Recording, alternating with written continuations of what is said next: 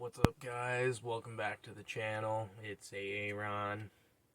Today we are going to be putting our carburetor back on our 700 Supermach. Previous video we cleaned the carburetor, got it all ready to go, and now we're going to install it back on the machine. Hopefully it will now idle, because when we took it apart we did find that the idle jet was completely clogged. The rest of it was looking pretty good, which is why it ran when we held our foot on the throttle, but as soon as we let off it would die down and completely stall. So carburetor's cleaned, ready to go, so let's get her reinstalled and see what happens. Alright guys, so we'll start off by hooking up the throttle cable, because that is the biggest pain to take care of on this thing. Mostly just because you have to hold the throttle open while you get the cable back into place. You're just gonna feed your cable back into its home.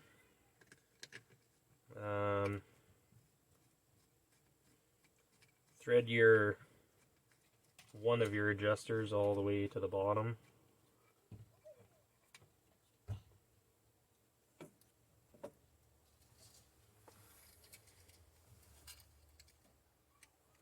So once you get your cable in and your adjustments all the way down, you're going to put your end back on, and then this is the tricky part. Start it into place, then you have to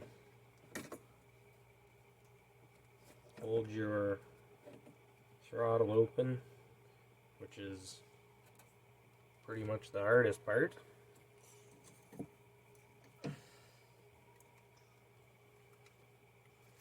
There's quite the amount of spring tension there, so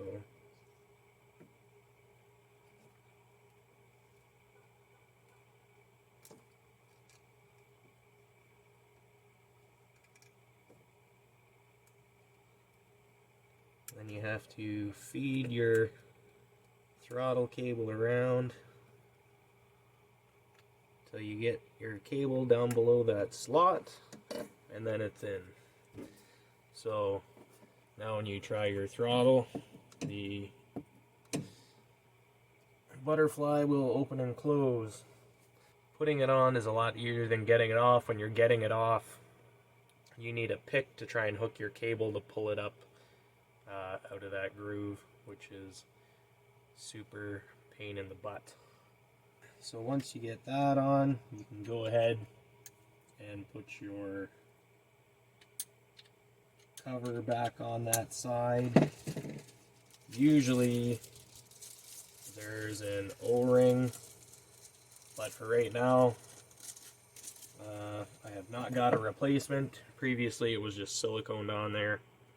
I'm not going to waste my time doing that. I don't plan on going through any deep water at the moment, so we're just going to get this cover on there. And always start your screws by finger. Get it in a couple of turns just to make sure they don't cross thread, because that's always not a good thing. So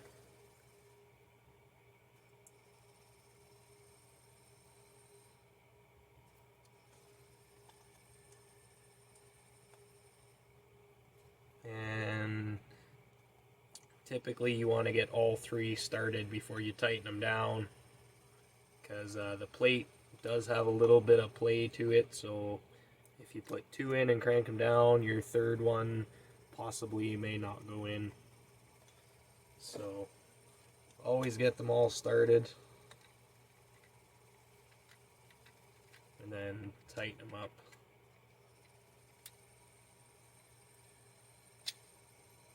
Unfortunately, I don't have my best screwdrivers with me at the moment, but that's okay. You don't need to use a lot of force to tighten these down, especially if you don't have the O-ring on there. They do have lock washers, so you just need to tighten them down enough so that they're snug, and the lock washer should keep them from backing out.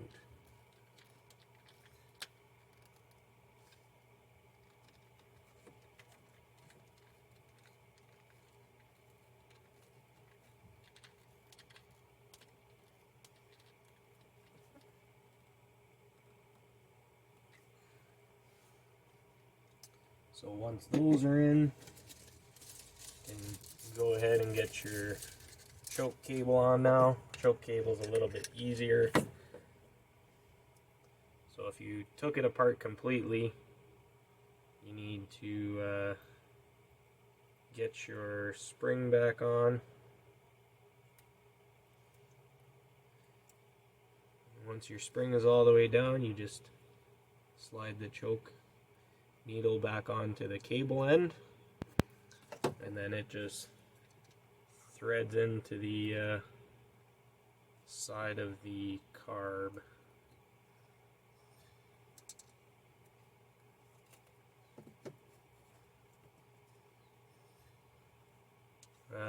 Now the choke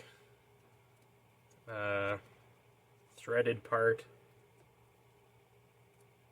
is actually plastic, so you don't want to be too rough with it. Should be using a wrench. I'm a little bit lazy today, so I'm just gonna give it a little bit of a turn so it's snugged up with the pliers there. And then that's basically it. Your carb is now hooked up, so now you just need to get it all back into place. So put the fuel supply line back on, and don't forget to put your spring clamp on. Ours is pretty worn out, it's lost some spring tension, so we're gonna have to replace it, or you can switch to a smaller gear clamp. Either or, both work fine.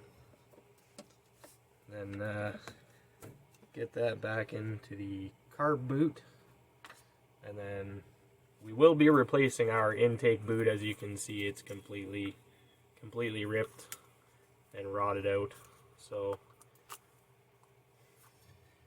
we will be replacing ours in the future.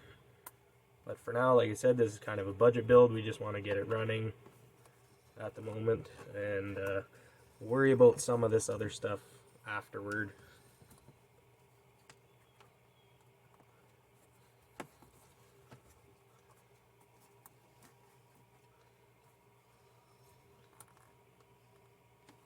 It's almost not even worth putting this on. That's how destroyed it is. So then once you get it all back together,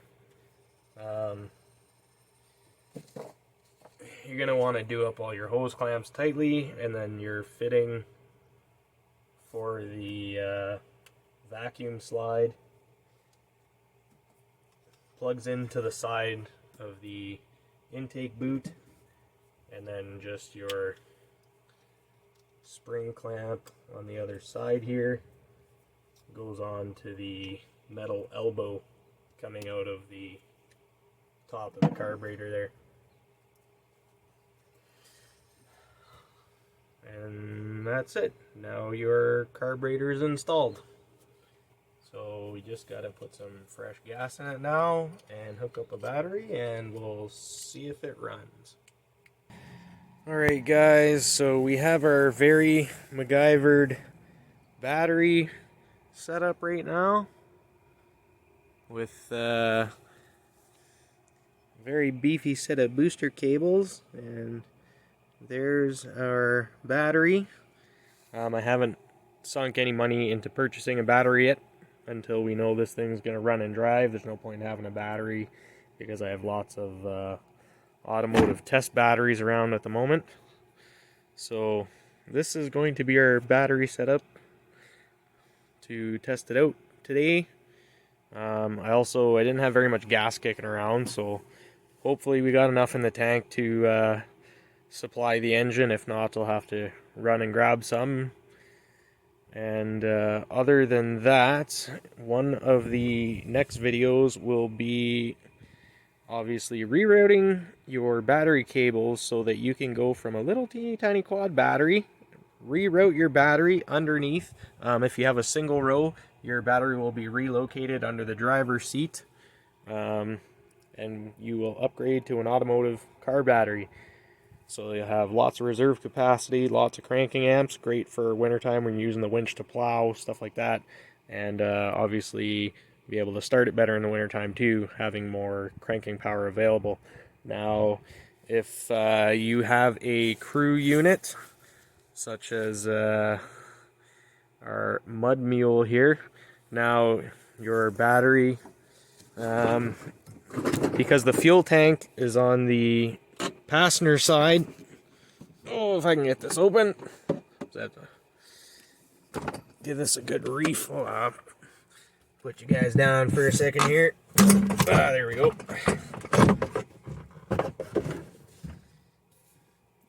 So, if you have a crew unit, your battery relocate will now be under the passenger seat. You can see the cables there. It has a battery tray. And that's where you're relocated on these. Unfortunately, on the other ones, like I said, the fuel tank is in the way, so you can't put it on that side, but easy enough. You just flip it over to the driver's side and you'll have a much better battery in your unit. So, with that being said, let's go see if our other unit will fire up now. Alright guys, so I already did pump the tires up. Unfortunately, the left rear one is leaking on the bead too bad, so it went flat right away, but we do have 3 out of 4 tires inflated, and like I said, we're looking at a new set of tires anyway, so if we wreck this one after we get it moving, oh well.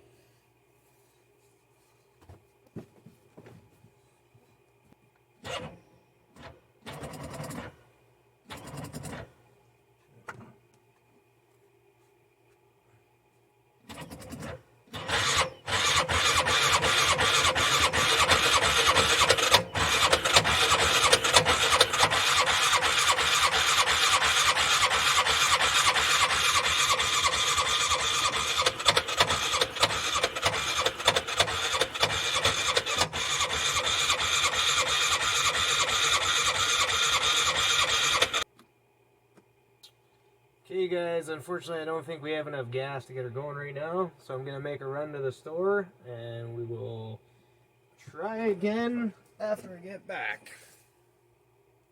Okay guys, just finished putting some more fuel in it. I only got about 5 liters. Hopefully that's enough to get her going. If it does start, we're going to pump this tire back up because it's completely flat. And as you can see, I'm starting to run out of daylight, so hopefully this works because I don't want to leave you guys hanging. Might cheat a little bit if it doesn't start this time. Shoot some brake clean down the carburetor, and that'll give it just enough of a huff to get the fuel up to the carb into the bowl. Help get her going. So, let's try her again. Okay guys, I'm also noticing that when I hook up the battery, it's getting a bit of a spark. So chances are we got to draw somewhere as well. So we'll have to address that in a future video as well.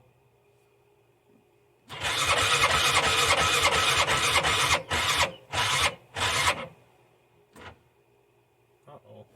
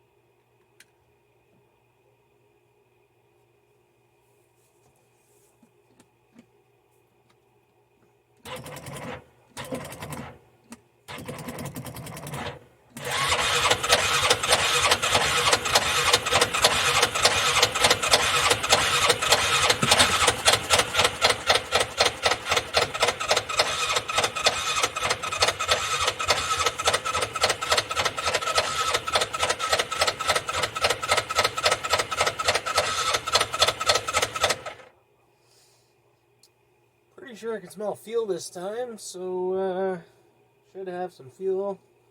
Double check our spark here real quick and see what's going on.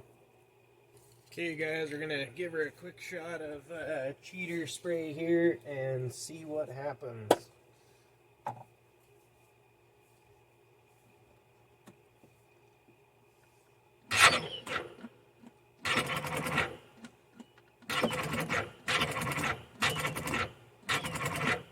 Come on.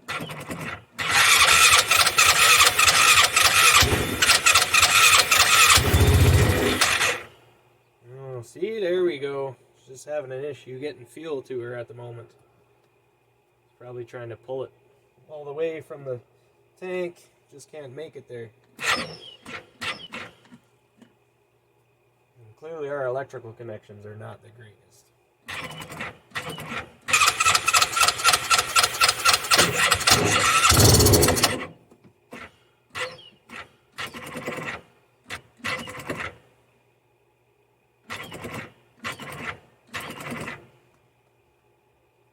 It's funny because I had this battery on charge while I went to the fuel station, so we're gone for at least, I don't know, maybe an hour, so definitely a connection issue, not a battery issue.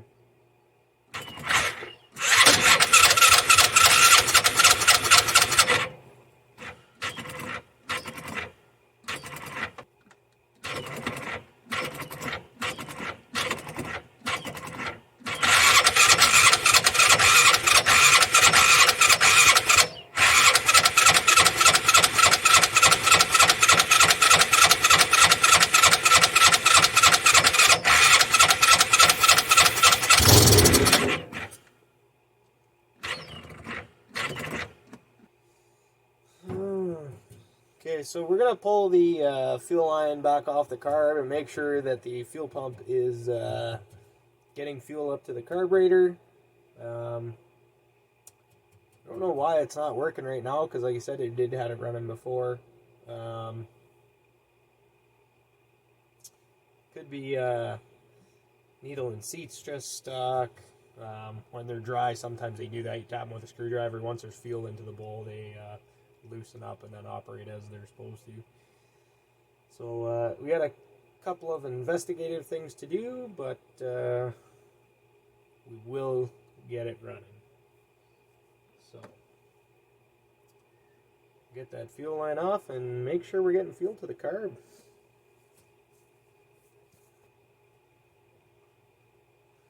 So as of right now, we are not getting any fuel to our fuel supply line going to the carburetor. The fuel pump, I do believe it was working because it did run before and it wouldn't run without the fuel pump, so we will have to get that sorted out and then try to get her running again here.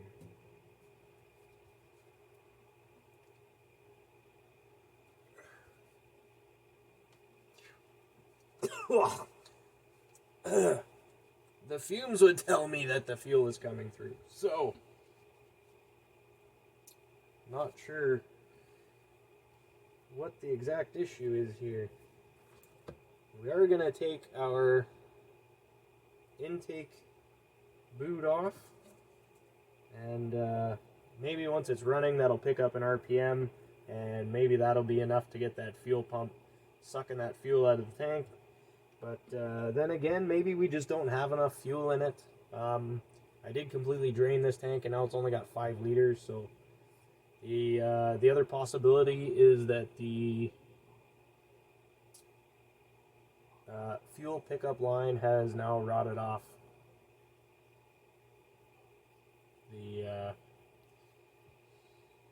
The pickup, so the line that is inside the tank going, that passes through the tank to the outside, that line could have been eaten away and now it'll no longer pick up fuel off the bottom of the tank.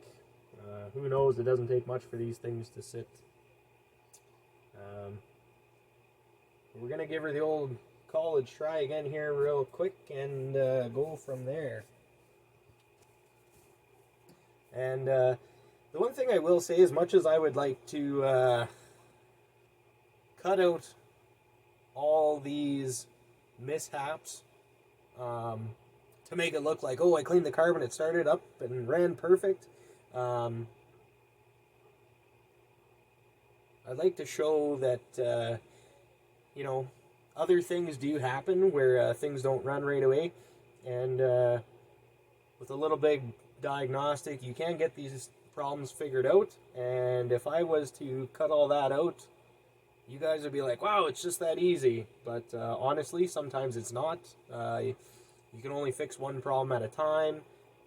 Sometimes things happen while it's sitting there. I know with some of the older sleds, you know, 80s and early 90s, the fuel lines inside the tanks rot off. And for instance, I've got a 2003 Can-Am. The rubber grommet that passes through the tank for the fuel line got eaten on the inside, and as I was putting the motor back in, I was going to put oil in the engine once it was in the frame, and I come back to fuel pouring out on the floor. So you know, things just happen while they're sitting there, really. Fuel is probably the worst one. If you don't have good quality fuel line, I would recommend changing all your fuel line and upgrade to new stuff, because the fuel line will deteriorate internally and clog up your fuel filter and fuel lines. And then, you know, if you don't have a fuel filter in line, guess where all that stuff goes? Right into the carb, and then you've got some real issues. So fuel is probably one of the easiest but most detrimental systems to work with. You know, up here in Canada, we got pretty decent fuel. Down in the States, there's some ethanol issues. Even here in Canada, you go to Husky, and all their fuels have a label that say up to 10% ethanol. I try to get my fuel from places that have zero ethanol in them, if you have to run premium or whatever. But honestly, just put on a quality fuel line with a good fuel filter, and that's really all I can say about trying to protect your fuel system. Keep it clean, and yeah. So let's try this again and see where she goes.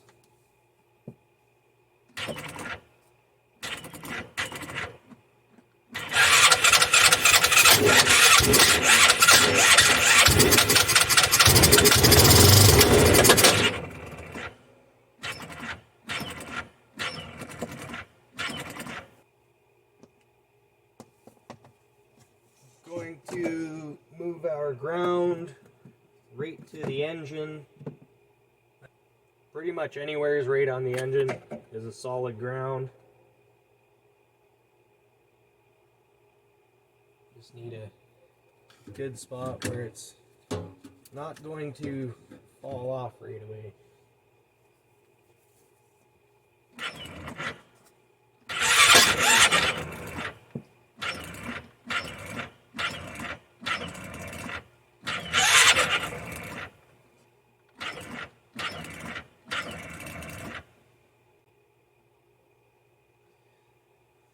Okay, well, our starter is starting to get pretty warm. This is a brand new starter. We definitely don't want to burn it out right away.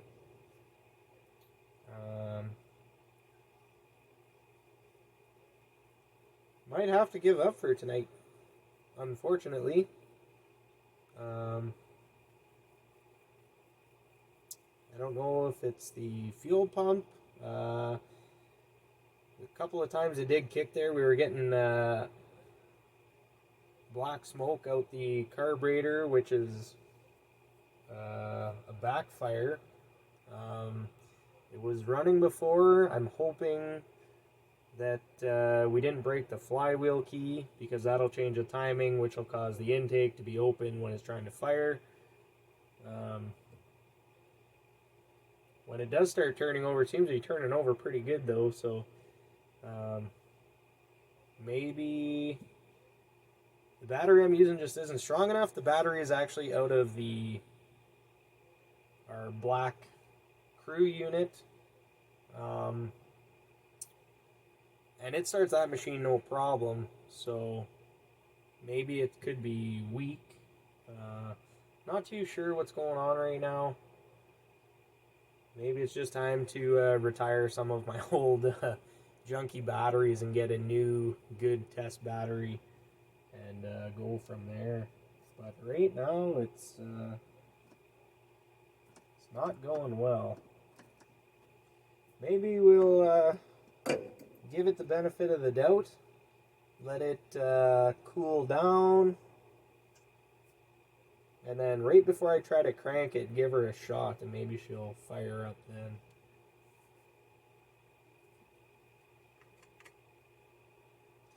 Also, I did have the idle screw, messed with it a little bit, so I'm not sure if I have the idle set right. Once we get it running, we'll be able to, if it's idling too high, we'll back the idle off. If it's stalling out, we'll have to crank the idle screw in a little bit to bring the idle up.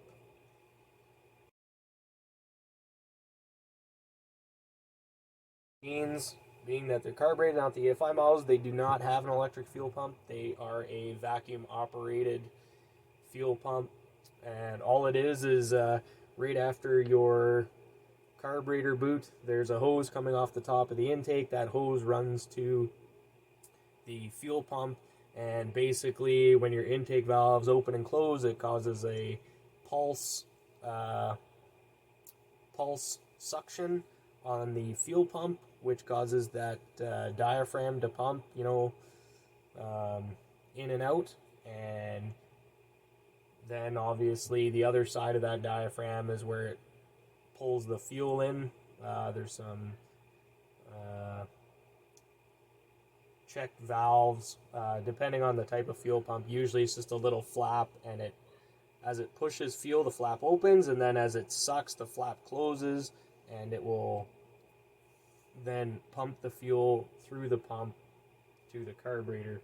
So could just be, like I said, probably just the fuel cannot get it. We can't keep it going long enough to get the fuel through the pump up to the carb. I'm hoping that we can get this resolved relatively easily. We're gonna try and give it a shot of brake clean if we can get it to run on that. Just, for 10 seconds even, just might be enough to get that fuel line primed, and then we'll have ourselves a running machine. So, all right, guys. So that's not going to happen tonight, I don't think.